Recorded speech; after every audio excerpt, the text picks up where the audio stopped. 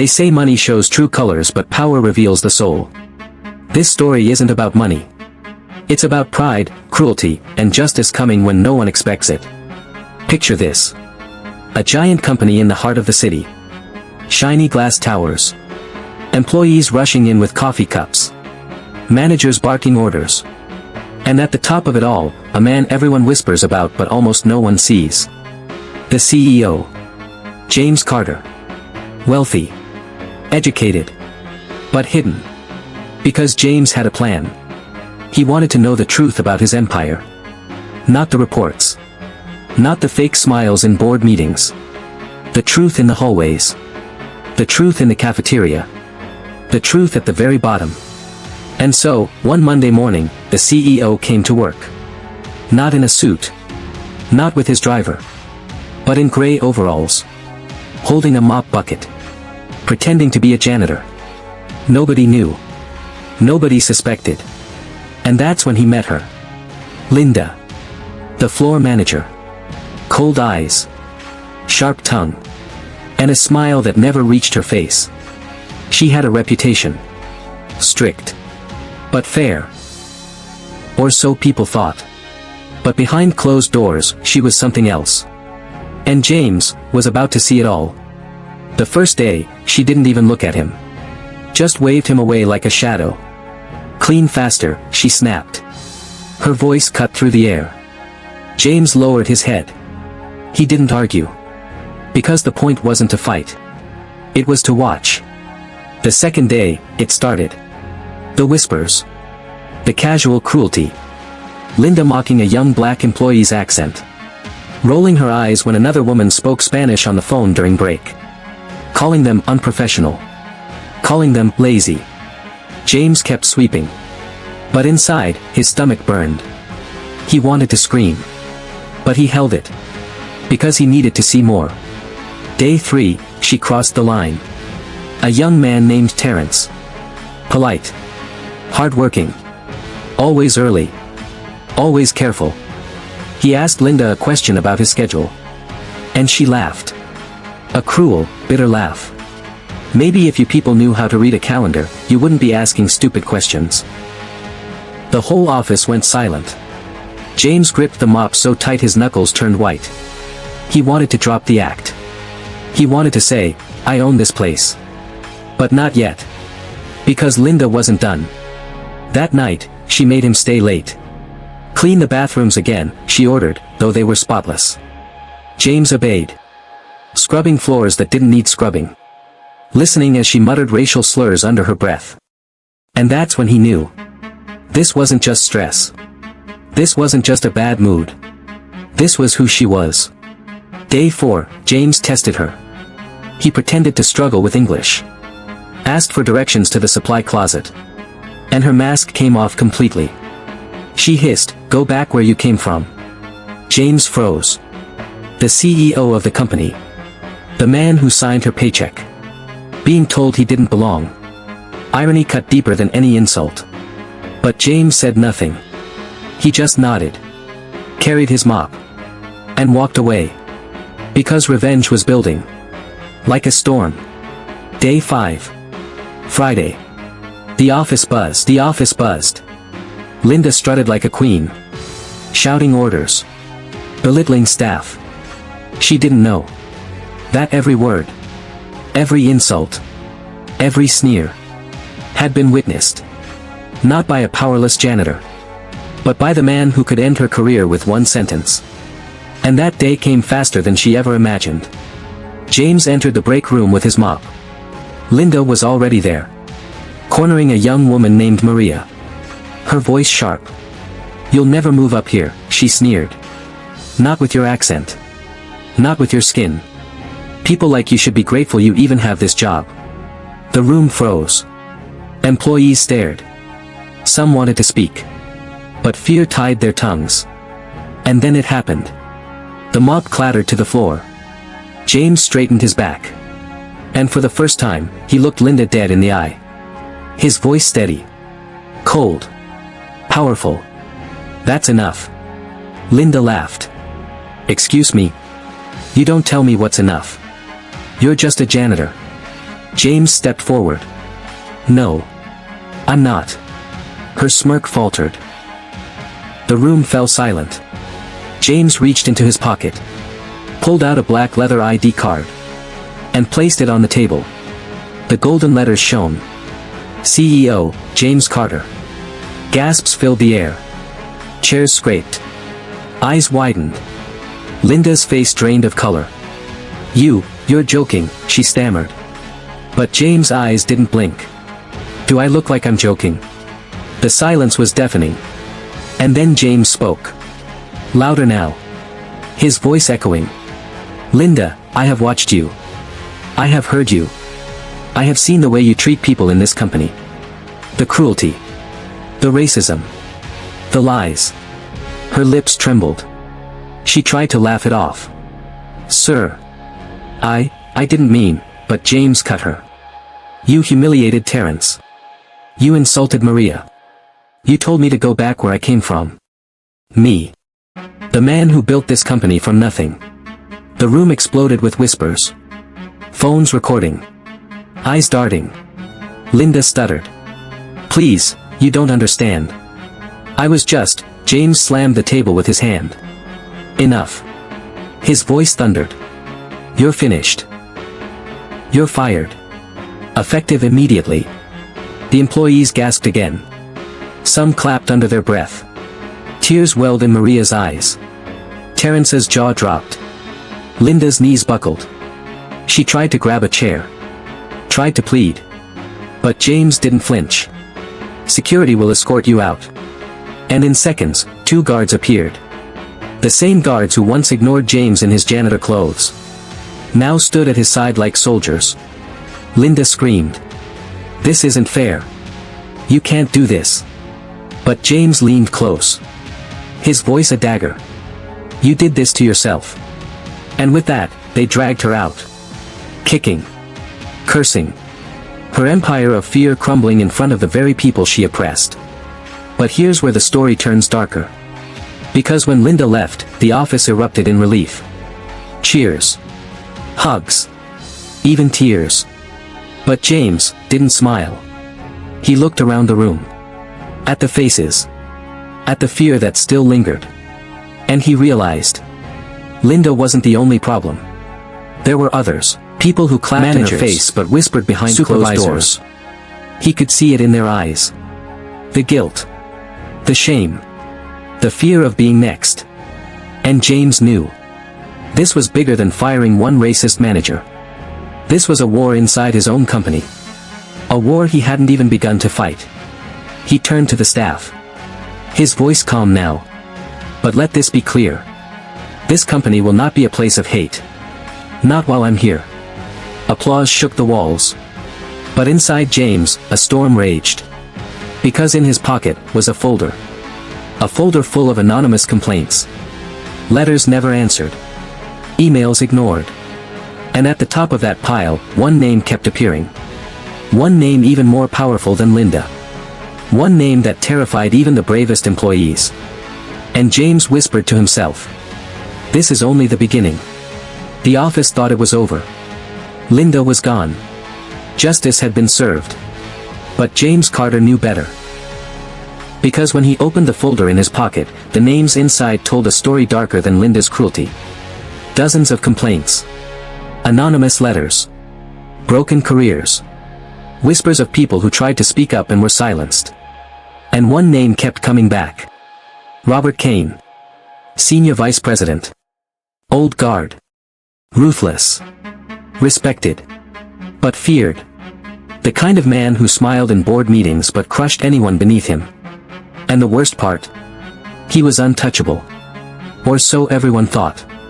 James spent that weekend alone. In his penthouse, city lights outside, folder open on the table.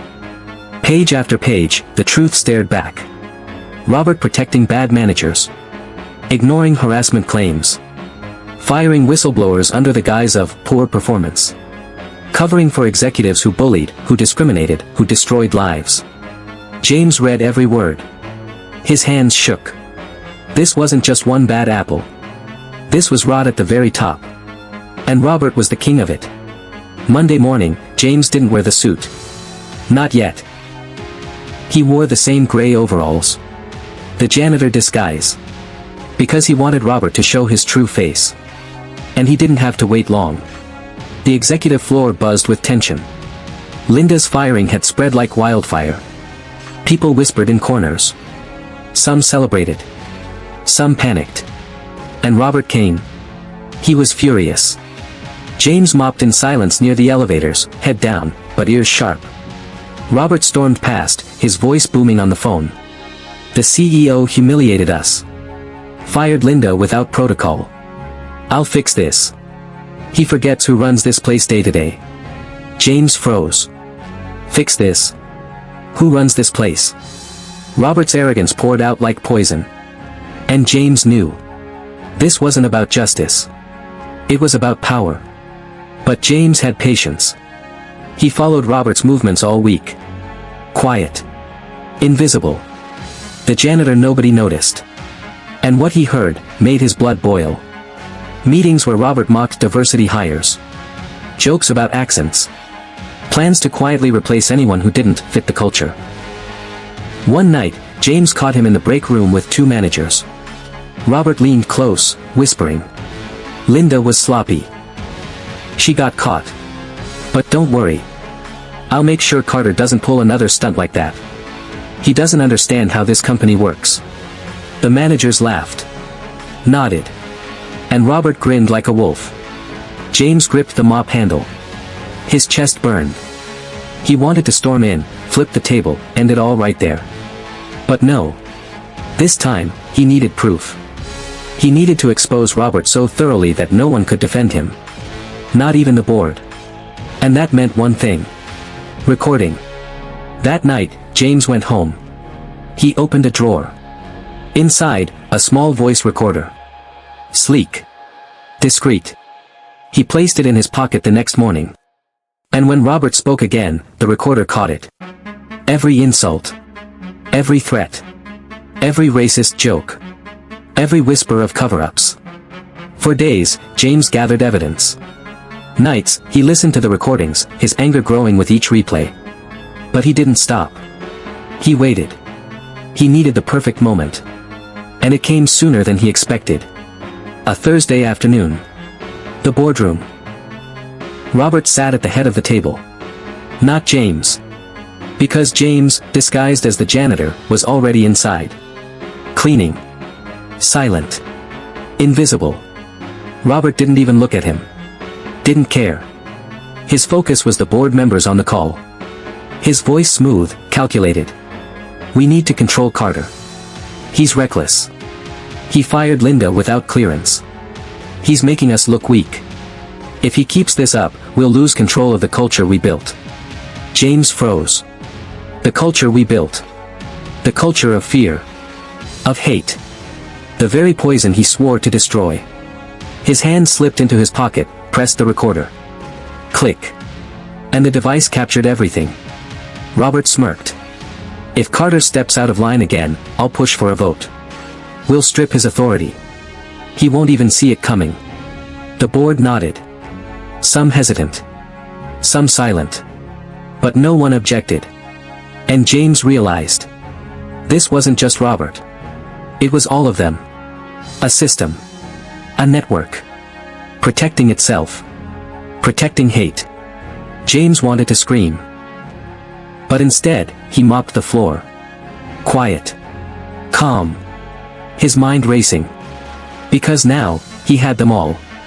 James left that boardroom with fire in his chest and steel in his eyes because now he knew the truth. It wasn't just Linda, it wasn't just Robert, it was a system, a machine built on silence and fear, a culture that ate people alive if they didn't look, sound, or act the way Robert and his allies demanded. And James had a choice: expose Robert now with the recordings he had, or wait, dig deeper, bring down the entire house of cards in one strike. And James chose patience because he knew if he struck too soon, Robert would play the victim, twist the story, turn the board against him, and James refused to let that happen. He wanted the truth so loud no one could deny it.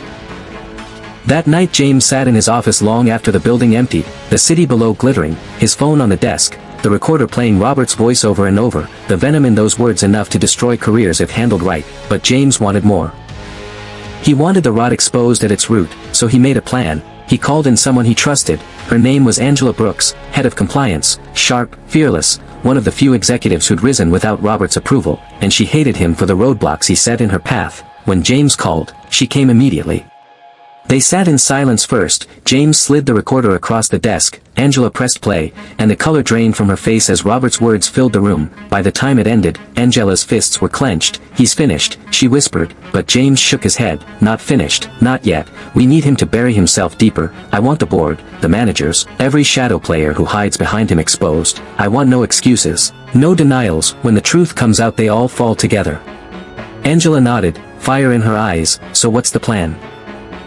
James leaned forward. "We wait until the quarterly board meeting. Robert will try to attack me publicly, he'll show his true face, and then we'll end him, not with rumors, not with claims, but with proof, undeniable, recorded, documented, broadcast to every screen in this company."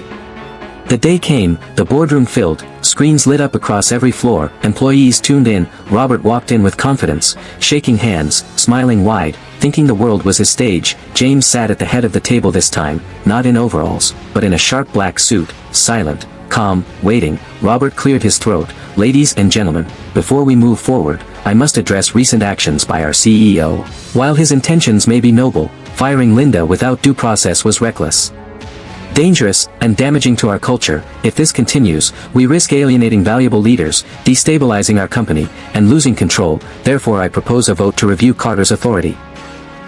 Murmurs rippled through the room. Robert smiled, believing he had them, but James finally raised a hand, and the room silenced, his voice steady. "Robert, before we vote, I'd like to share something." James pulled a small device from his pocket, pressed play, and Robert's voice filled the room. "Linda was sloppy, she got caught, but don't worry, I'll make sure Carter doesn't pull another stunt like that. This company belongs to us, not them." The room froze, some board members pale, others shifting uncomfortably. Robert's face turned red. "That's out of context," he stammered, but James didn't blink. "Out of context? Should I play the part where you mocked diversity hires? Or where you bragged about silencing complaints? Or where you laughed about firing single mothers?" Angela stepped forward, arms full of files. She dropped them on the table, complaint after complaint, proof. Robert ignored them, shredded them, buried them. She opened one, read aloud a letter from a young employee begging for protection against harassment. James leaned forward, ignored until they were fired. "No, Robert, the room was silent. This is justice. The cameras caught these halls as a janitor. I heard the way you talked. His fist. I saw the fear you created, and now the world sees it too. You silenced voices, you destroyed careers, you poisoned this company, and today it ends."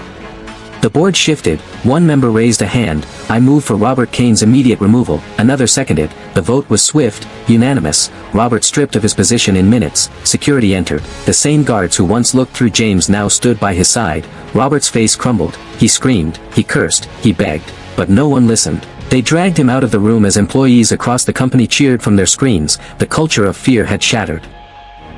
James stood, his voice calm but powerful. "Let this be clear, this company will never again be a place of hate. We rise together, or not at all." Applause shook the walls. Across the building employees hugged, cried, and for the first time in years, hope filled the air. James walked out of the boardroom, Angela beside him, the folder in her hands now empty because the truth was no longer hidden in files, it was out in the open. Robert was gone, Linda was gone, and the system that protected them was broken. James knew the fight wasn't over. Prejudice never vanished overnight, but he also knew one thing. He had set the tone, drawn the line, and made the message clear. No matter your position, no matter your power, if you build your empire on hate, it will crumble. And with that, James Carter, the CEO who once walked the halls as a janitor, proved to his company, to his board, and to the world, that justice always has a place, even in the highest towers of power.